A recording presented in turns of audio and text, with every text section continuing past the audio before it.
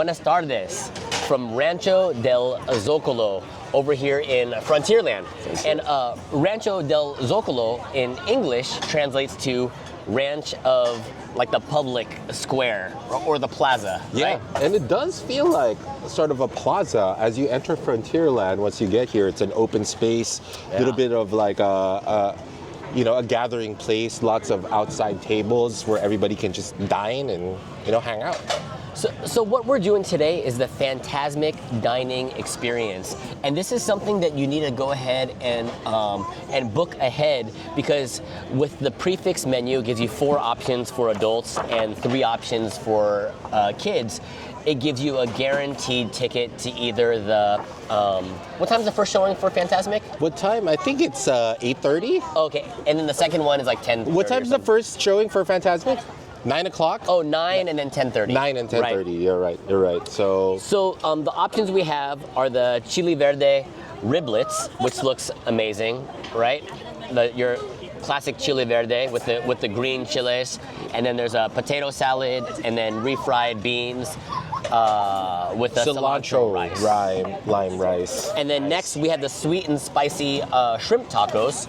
And this will be a marinated grilled shrimp with the same kind of sides. You have your potato salad, your cilantro rice, and then the refried beans. Yeah, absolutely. And then, when I think of cilantro rice, I think of chipotle. Chipotle, But this is actually like, it's all green. So it really gets that cilantro flavor infused into the rice.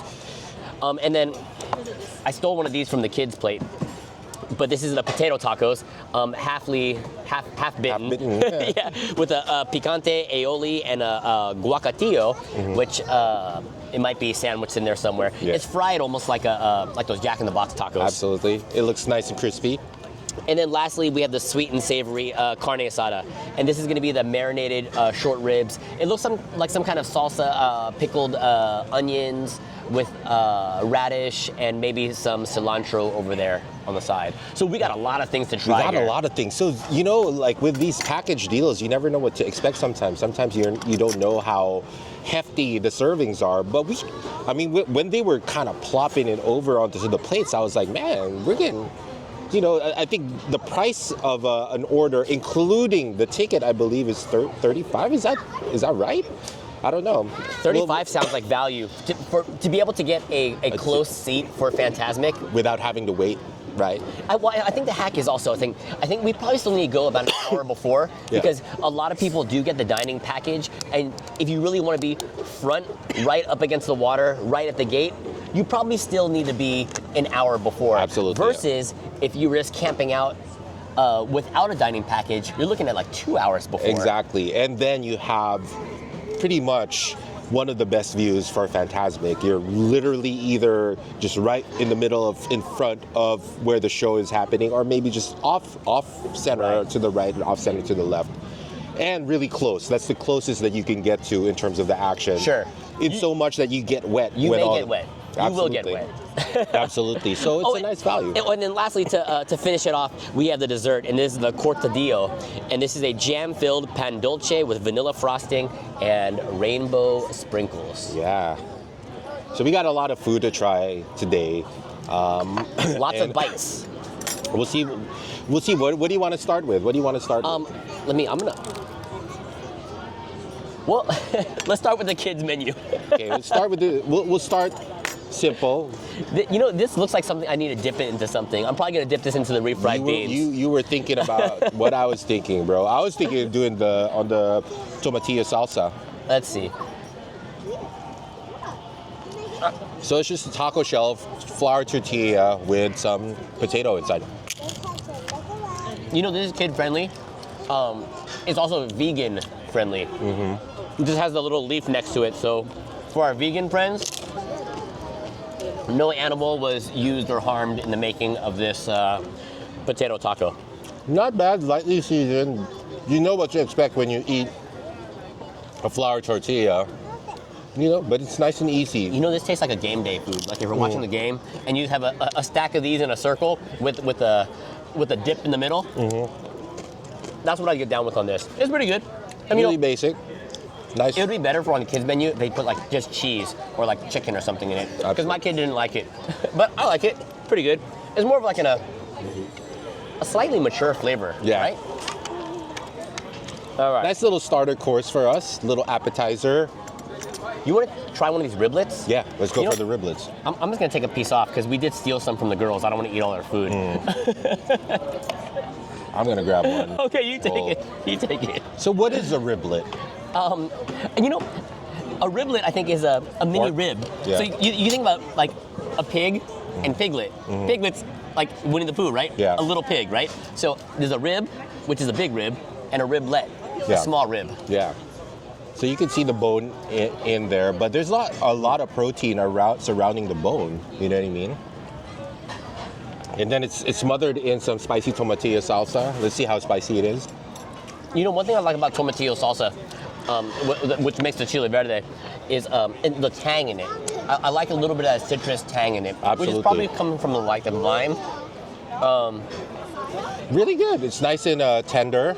Mine Very fell tender. off the bone in so much that it got on my joggers over here. But you can see it's a lot of beef or pork in it. Nice and tender. I think it's delicious. The tomatillo, you know, I think because there's a big Hispanic community in SoCal, and that do come to Disneyland, you gotta do the Latin food right. Absolutely. Because the critics are high here. The bar is set high. Absolutely. And even at Disneyland, you can't really expect nothing less in terms of them doing the Latin fare, Hispanic fare pretty well. I think the flavor's great. I think that's a win. That's a winner. Absolutely, man. Very, very this good. is something you would see at like a Mexican restaurant. Absolutely. Nice and tender. I really like the tomatillo salsa. Has that little tangy flavor. It adds to the flavor. Complements the pork taste. And it differentiates itself from something that you would get from like Hawaii or the islands, right? Like some sort of what do you call that? The pork, the Kahlua pork that you get in Hawaii, right? Yeah. This is different just because of the tomatillo salsa. How spicy would you say this salsa is from 1 to 10? I think it's a solid 6.5 in terms of spice. It doesn't bite you right away, but I do feel like The heat's in the back. once you let it linger About a on 6. yeah, About a 6. I can see that.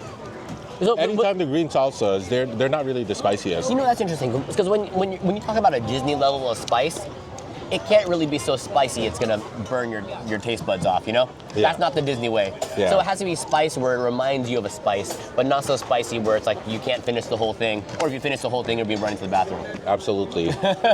I'm gonna try some of this cilantro lime rice, just to kind of take a break from the protein, see how it goes.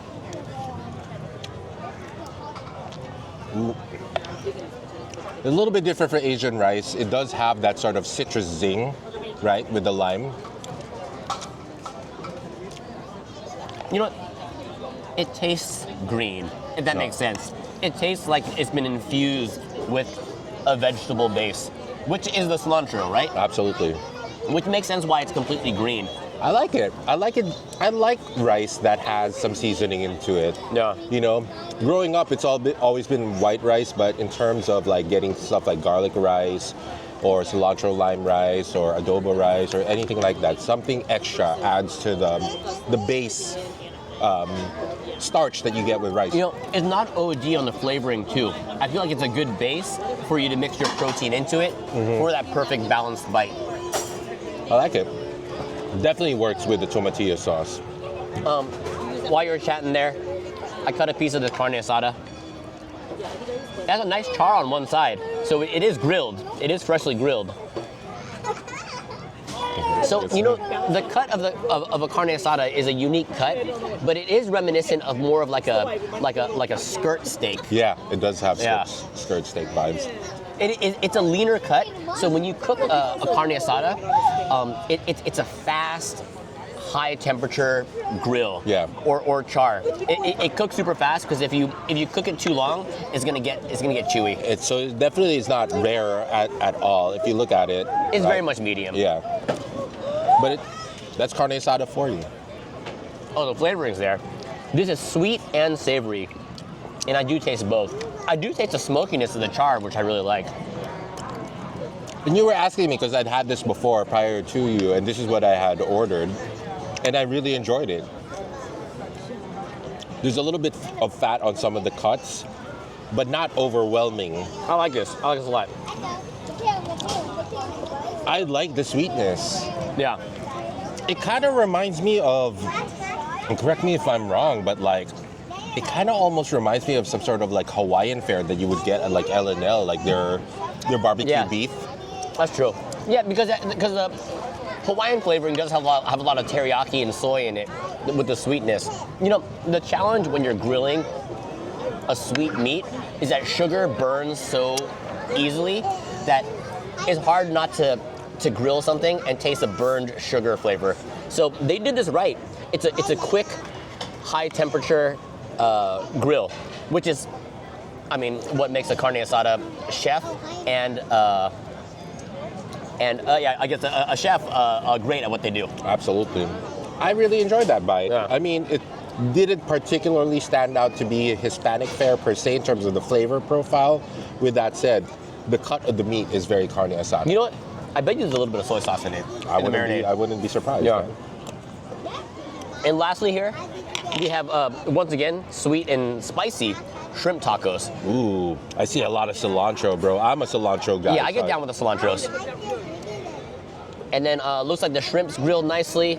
You got some pickled vegetables on there, like some pickled cucumber, it looks like. On a classic street style flour tortilla. Cheers.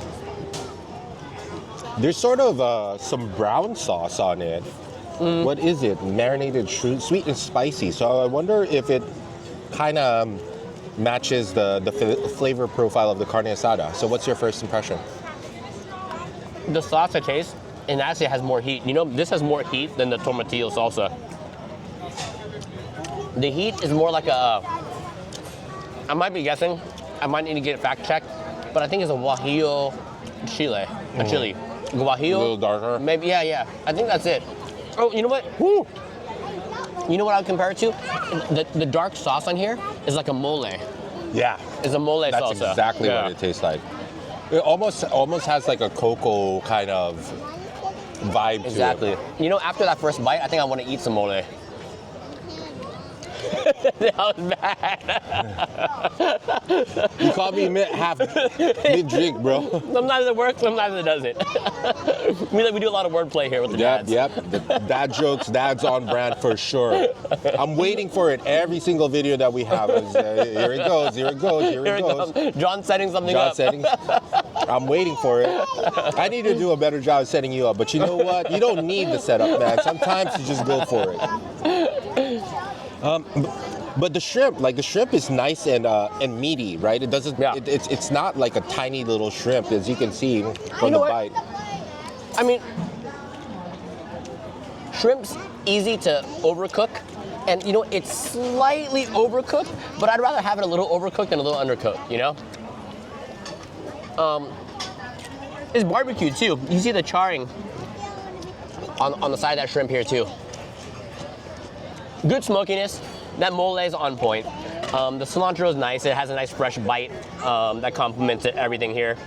There is the pickled radish. I mean, this is a perfect taco. It is spicy though. You know, it's spicy. I'd say it's about like it's more 7.5 or an 8. More than the maybe even like an 8. You know? Yeah. It's a late hitter for sure. 7.5 to 8. Yeah. But nevertheless, on to the final bite here. We're gonna have some dessert. Oh, what do you think of the potato salad? I actually like the potato salad. It's got some carrots. It got some potatoes.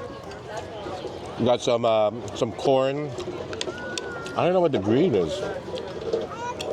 It's a little crunchy. The green. Celery, maybe you think? It's not peppers, is it? You know, for a mac salad, they use celery. Oh, you know what?